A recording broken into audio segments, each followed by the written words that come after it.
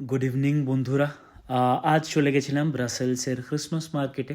Christmas market actually একটা temporary টাইপের মেলা বলতে পারেন এখানে।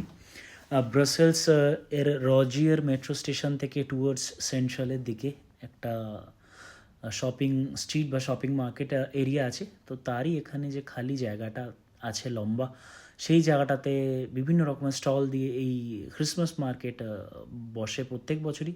এই বছর আমার কাছে নতুন।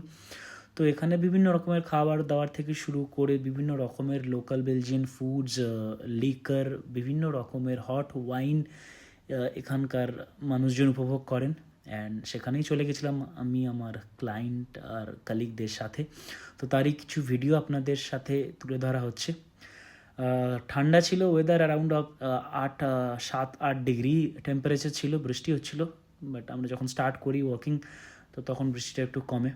তো বাচ্চাদের জন্য রাইডিংও আছে বিভিন্ন রকমের। তো এর আগে আমি যেদিন এসেছিলাম এখানে, তখন এই জায়গাটা ডেকোরেট হচ্ছিল।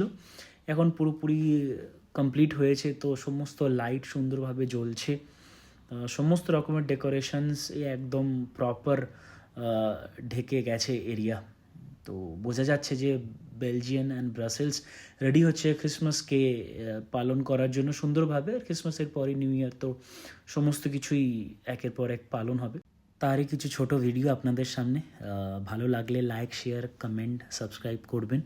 আর যদি কিছু তথ্য জানতে চাওয়ার থাকে সেটাও করতে পারেন। ভিডিও কেমন লাগছে অবশ্যই জানাবেন। Thank you.